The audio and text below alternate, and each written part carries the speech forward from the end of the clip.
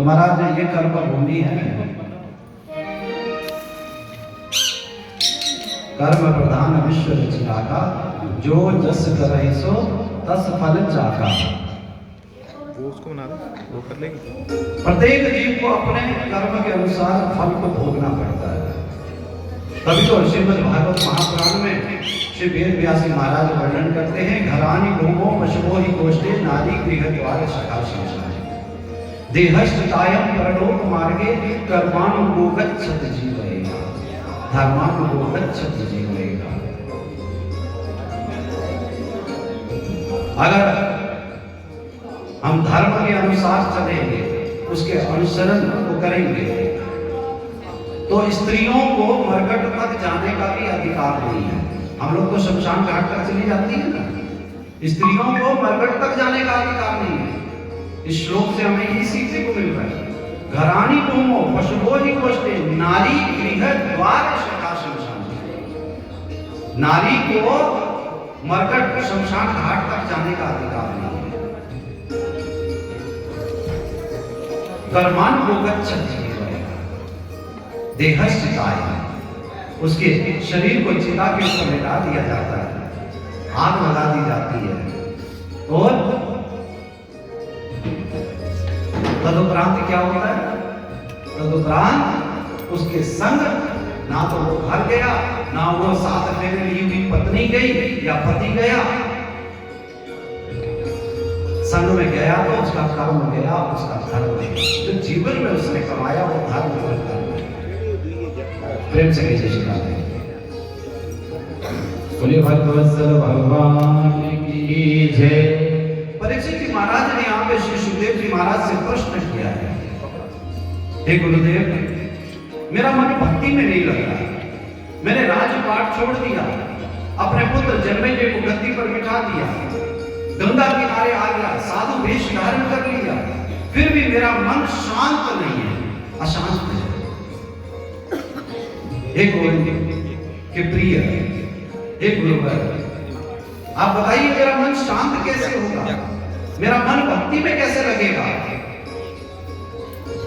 मैंने कल भी कहा था कि जब हम किसी संत के निकट जाएं तो संत से संसार की चर्चा ना हो, केवल मात्र ये पूछिए कि मेरा मन भक्ति में नहीं लग रहा, भक्ति में कैसे लगेगा? श्री सुखदेव जी महाराज ने राजा परीक्षित को कहा है कि परीक्षित, अगर मन भक्ति में ना लगे, पूजा पाठ में ना लगे, तो जितासन कल एक यहाँ पे माता जी कह रहे थे कि बड़े जी बड़ी हिम्मत है, आप 4-5 घंटे बैठ जाते हो, एक ही आसन में बैठ जाते हो, हमसे तो बैठने भी नहीं होता। यह अभ्यास की बात है।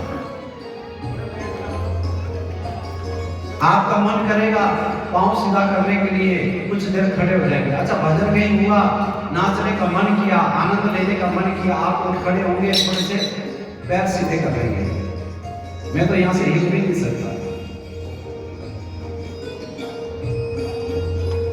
मुझे तो कथा विश्राम करके ही उठना, मलमूत्र का त्याग करना पड़े सो भी मुझे रोक के रखना पड़ेगा उसको। तो आसन के ऊपर विजय को प्राप्त कर, जिता संग जिता संग जिता सर्ग जितेंद्रिय। श्री सुखदेव जी महाराज राजा परीक्षित को कहते हैं, परीक्षित जी महाराज, सबसे पहले मन अगर भक्ति में न लगे तो आसन के ऊपर विजय को प्राप्त करो, बैठने का अभ्यास करो। और बैठने का अभ्यास आप कहें भाई एक कथा हो रही है, यजमान बन के 4 घंटे बैठ जाएंगे, अभ्यास बन जाएगा? नहीं महाराज, इसके लिए घर से ही अभ्यास करना पड़ेगा। और अभ्यास आप 1-1 घंटे का अभ्यास लेके मत चलिए। प्रथम दिवस पहले दिन आप 5 मिनट का अभ्यास कीजिए, दूसरे दिन 6 मिनट का, 7 मिनट का, 8 मिनट का, 9 मिनट का करते करते 30 दिन में 30 मिनट का अभ्यास हो गया। और 30 दिन के पश्चात फिर पुनः जो है 1-1 मिनट करके फिर बढ़ाते चलिए, फिर बढ़ाते चलिए, ऐसे करके 4-6 महीने आप अभ्यास करेंगे तो आपको एक आसन में बैठने का अभ्यास हो जाएगा। ना तो घुटने दर्द करेंगे, ना तो कमर दर्द करेंगे। प्रेम से कीजिए श्री राधे। करुणामयी कृपामयी मेरी दया